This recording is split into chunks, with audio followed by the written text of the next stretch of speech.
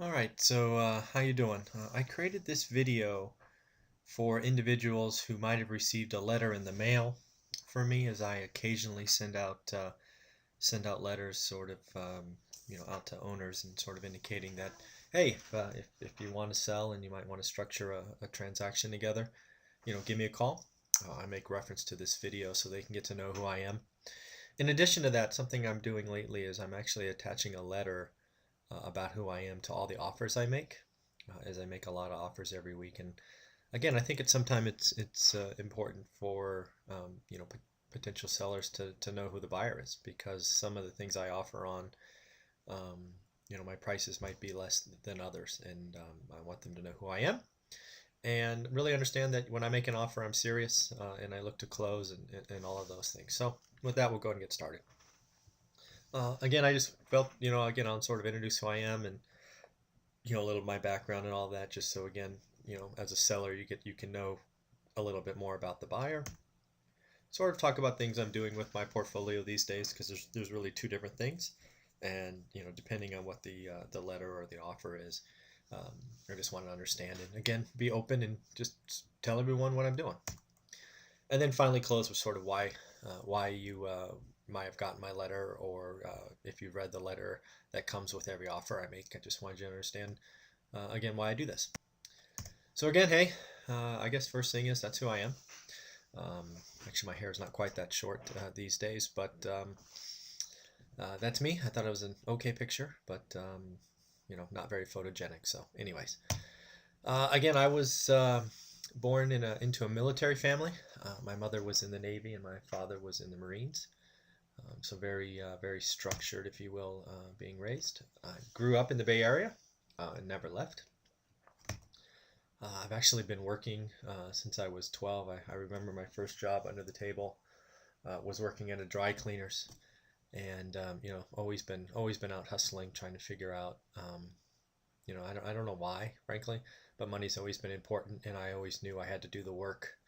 Um, Money wouldn't just come to you. So I've been working every day, at least one job. For most of my life, there was two jobs, but that's what I was done. Actually, continued a trend in my family of getting married young. My grandparents were married young. My parents were married young, and I sort of followed that trend. I got married at 19. Unfortunately, divorced at 22 or 23. But again, it sort of helped me get through those late teenage years. It ended up paying for my undergrad and graduate's degree. As of today, I'm still the only member of either side of my families to both have an undergrad and graduate degree. Most of them didn't even bother going to college. I always knew that, again, back to that money and working and grinding being important. I'm not sure why, but it was, and I paid for it, obviously via loans and lots of time paying those off, but got it done. I actually started my career sort of post college, first real job, if you will, as an accountant.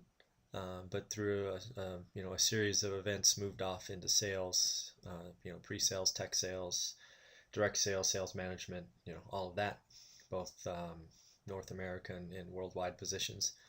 So lots of travel, all that stuff, but actually not a great flyer. So happy not to be flying all over the world anymore. Actually bought my first rental in the early 2000s. Was a burned out stock market investor, and finally realized that you need to be able to see it, touch it, feel it, and not this rigged casino that's often played in New York called the stock market.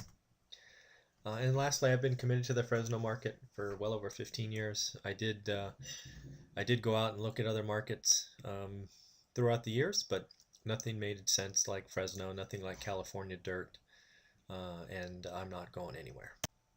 So what am I looking for these days? There's really two things I do. One is sort of what am I still doing to buy and hold, right? I do find several opportunities a year to sort of just keep adding to the portfolio when it makes sense. I have started recently doing something else. I'm taking properties that are in, I guess I'll call it rough shape, and really investing time and money and turning those into pride of ownerships. That's something I'm doing I don't know, 6 to 12 a year probably. But those are things that I'm finding interest. So what am I looking for in buy and hold? Um, Really, the only thing I do now to add to buy and hold is I look for owner financed deals, typically rentals, obviously. But hey, if there's an owner out there that is interested in still receiving income, but they don't want the risk of being a landlord anymore, they want a buyer who's going to treat it well, who's going to own it for 30 years, I'm a great option. I'm sure there's others. Um, Something that's important to me, because I'm pretty conservative, is that we structure the payments so that I can hold on to it for at least 30 years. I don't sell my long-term holds. They sort of pay the monthly bills, and I'm going to tell you if it doesn't make sense, then that's just the communication we need to have. One of my goals, just so I don't think there's any reason to hide it from you, is I try to keep the mortgage payments, right, whatever I would pay the owner, somewhere between 40 and 50% of rent. I find when I do that, there's a very good chance that on average the property is going to cash flow year on year. There'll obviously be years where there's remodels and turns and all of that where it won't, but that's what I try to do. And then on the pride of ownership side, I am doing a few of these a year where I basically buy properties that owner occupants ignore. Right? I believe, I don't know, 99.2% of the listings in Fresno or Realtor or Redfin or whatever it is aren't for me. Right? Those are clean properties meant for owner occupants, and frankly, I ignore those. Too much competition, too much cheap money, no real advantage, and no reason to overpay. However, there are some properties, maybe because of condition, maybe because there's a tenant, maybe because there's some family situation, whatever it is. Maybe the location, maybe it's a house surrounded by commercial stuff, I don't know. But there are some properties that just won't get the attention of owner occupants, and those are the ones that I focus on. What I do is I just pay cash. I do obviously expect some kind of discount because I am paying cash. We don't do the loan process and all those other risky factors that take time. I close sometime between 10 and 21 days, depending on the situation and again the communication we set up between myself and you, the seller. And again, if time's a factor, right? There's some situations in life where time is a factor. You need to close before the end of the month because you're moving to the East Coast, or you inherited a property and you live in Texas and you just don't want to deal with it.